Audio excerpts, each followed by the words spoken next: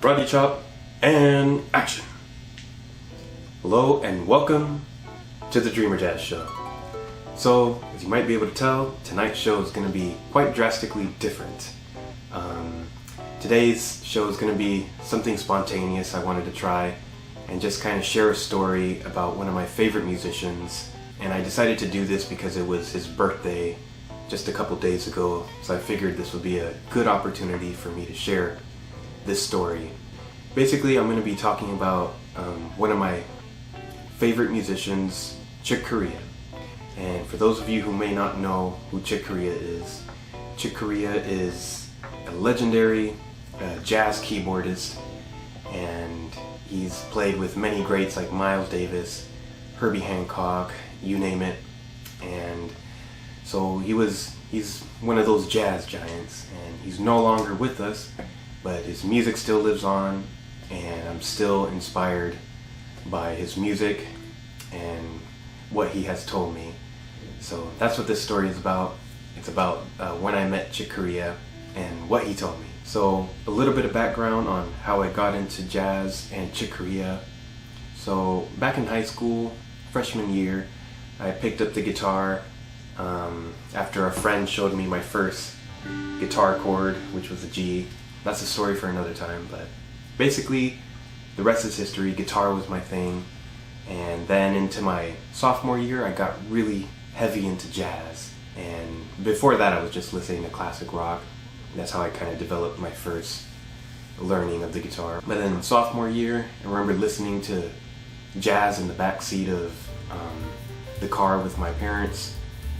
And I remember just really tuning in, like never before, just hearing every instrument, the keyboard comping, piano comping, chords on the side, and then a saxophone coming from the left channel. Just, I remember really getting into it. I was like, man, this is cool. So from there on out, I started listening to as much jazz as I could. I really loved it. I fell in love with it. And I remember before I got into jazz, my dad had this CD, which is actually this album right here, which is Chick Corea's band from the 70s called Return to Forever, and their album, this is like their biggest album, Romantic Warrior. And he used to play it a lot, and at the time I didn't really understand it. It was just kind of like this spacey fusion kind of thing. But then when I got into jazz, I realized, I started to understand what it was. And so I went through the CD collection, and I took the CD out for myself this time. And I remember I ripped it onto my Xbox 360, because back then you could put on rip CDs into your Xbox and then play video games with us, with the music on. So that was like cool, innovative technology back in the Xbox 360 days. So I'd be playing all these video games while listening to jazz and Chick Corea. So basically Chick Corea was like my favorite jazz musician out of all of them. You know, I was into Miles Davis, Brubeck, George Benson, you name it, just whatever jazz musicians I could learn about. So anyways, really big into jazz. I also joined the jazz band when I was in high school. This was like 2009, 2010, and I'll insert some clips right here.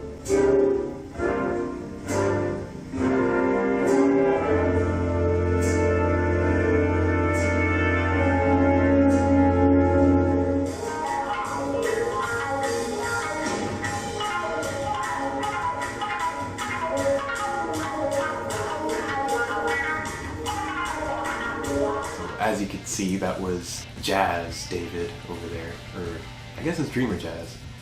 Fun fact, I think that was around 2010. Like a couple months later into my junior year, I made this YouTube channel, Dreamer Jazz.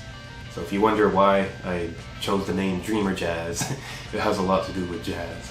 But anyways, so after high school, I kind of got into the Beatles. Well, kind of. I got really big into the Beatles, and that's like the Beatles taught me how to embrace my voice. Because before that, you know, it was all just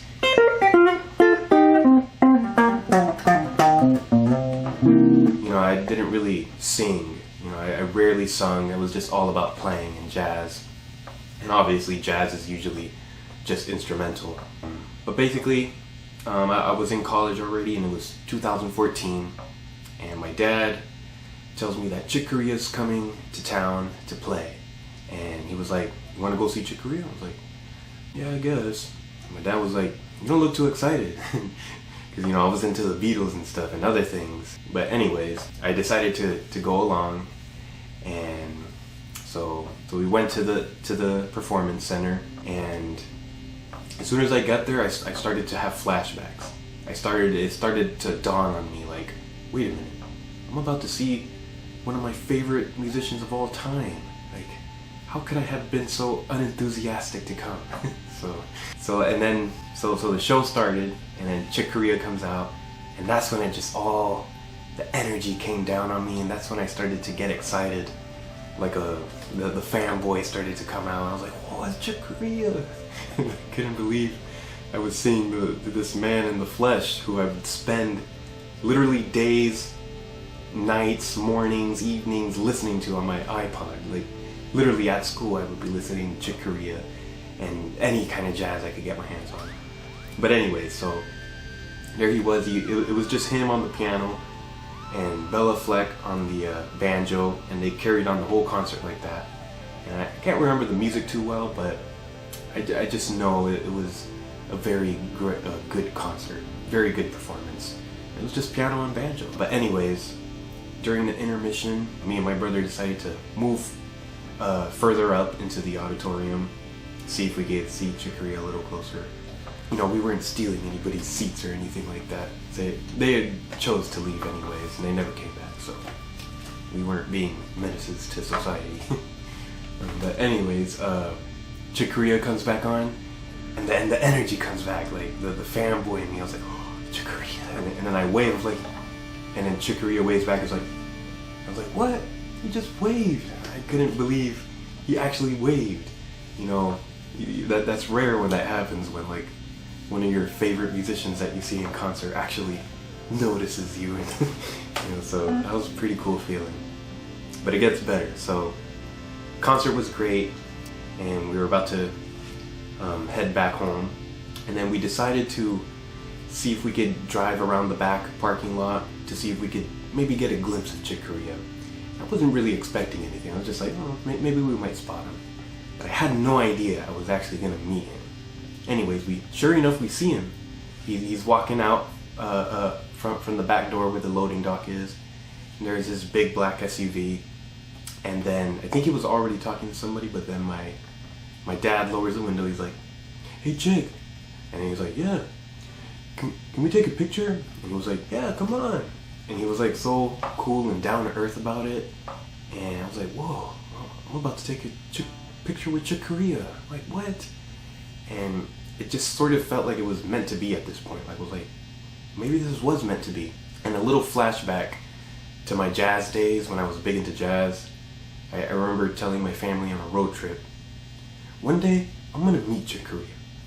And sure enough, a few years later in 2014, I ended up meeting the man. So anyways, there he was. He approaches us, and the first thing he does is he reaches out his hand to me, and we shake hands, and in that moment, like, the world just stops. It's just like, everything gets quiet. And I had this flashback, all these flashbacks of listening, like countless of days of listening to Chick Corea and Return to Forever, and him doing all those crazy keyboards on the Fender Rhodes and the Mini Moog solos, and I was shaking his right hand, and that's usually the hand that keyboardists use to do their solos. I couldn't believe I was shaking the hand that played the soundtrack to my youth and my jazz days.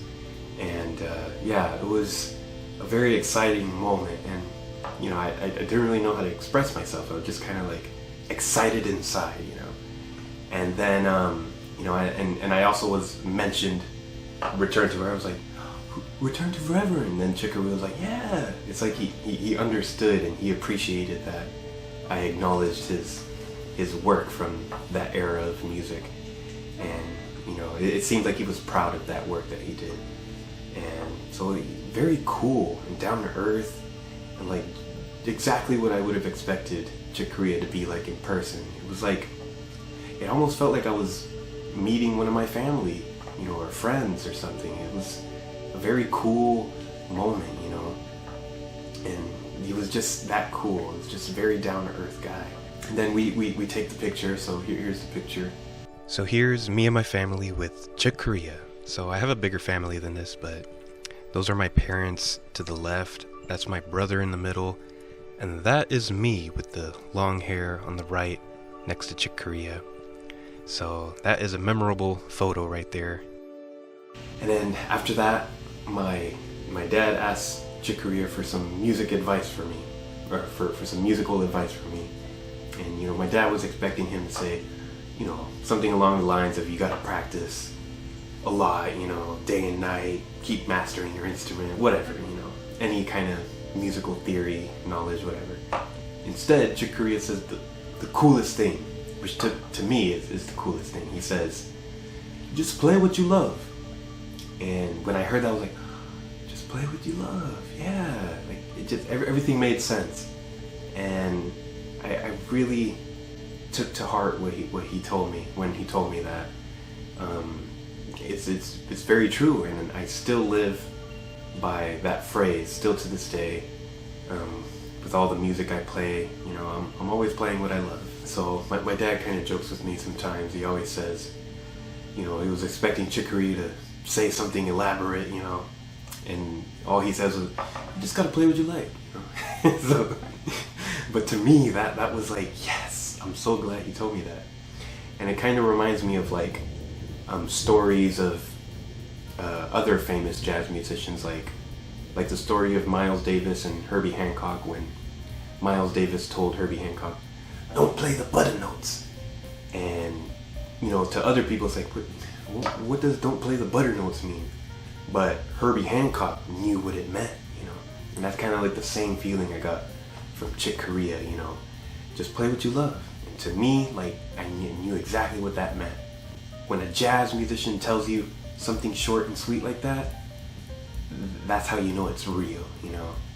It's always those, because that's jazz. Jazz doesn't have to be some elaborate plan, you know. It's a phrase, and then you take that phrase and expand on it. You take it where you want to.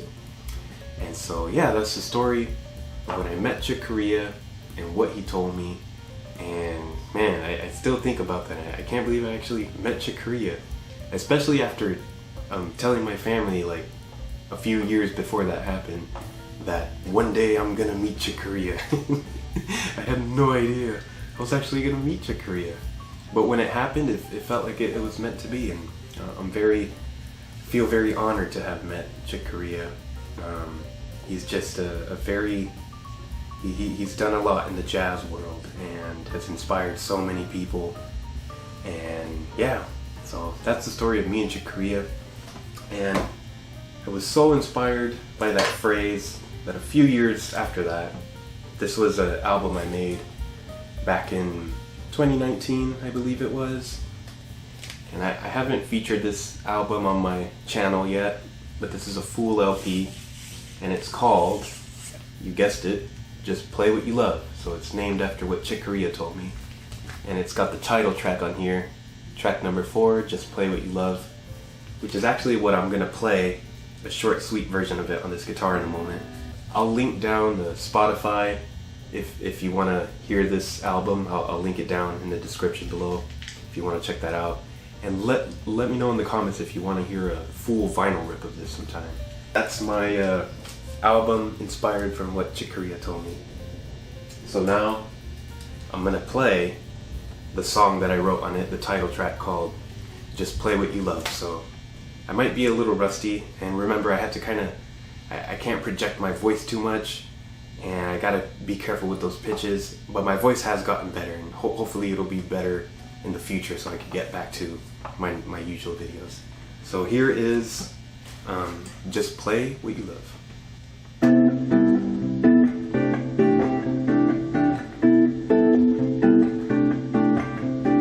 When jazz music's playing, it makes me feel free, like I can do anything musically.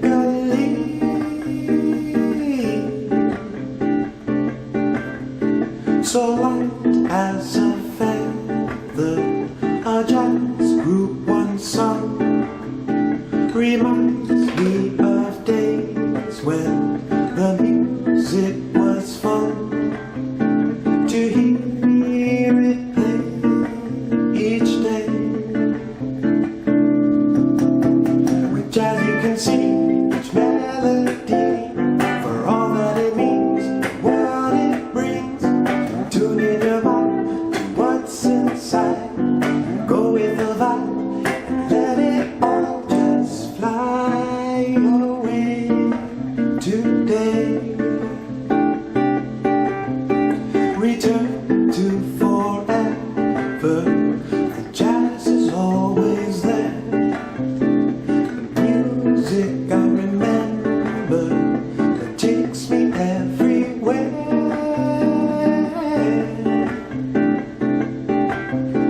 A jazz pianist told me words I recall.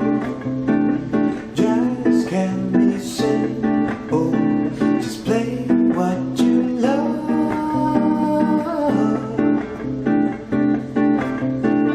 Jazz is the music that sets me so free. Groove through a scale, creating melodies that flows to the sea again.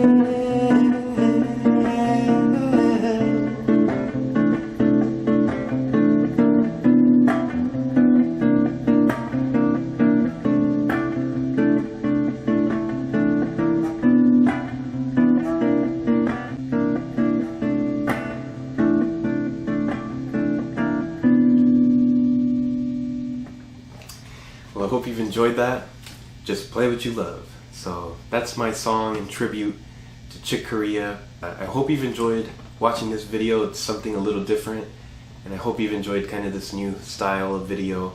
If you want to see more of these kind of videos, I'll try to do more of them in the future, about other stories and stuff. So let me know down in the comments if you want to see more of like just a more raw talking kind of video like this. Anyways, I want to thank you all always. I really hope you've enjoyed this video, and I hope you've enjoyed the story about how I met Chick Corea and what he told me. Stay tuned for more videos. Hopefully my voice will come back and I'll be able to knock out some groovy stuff for you. Peace.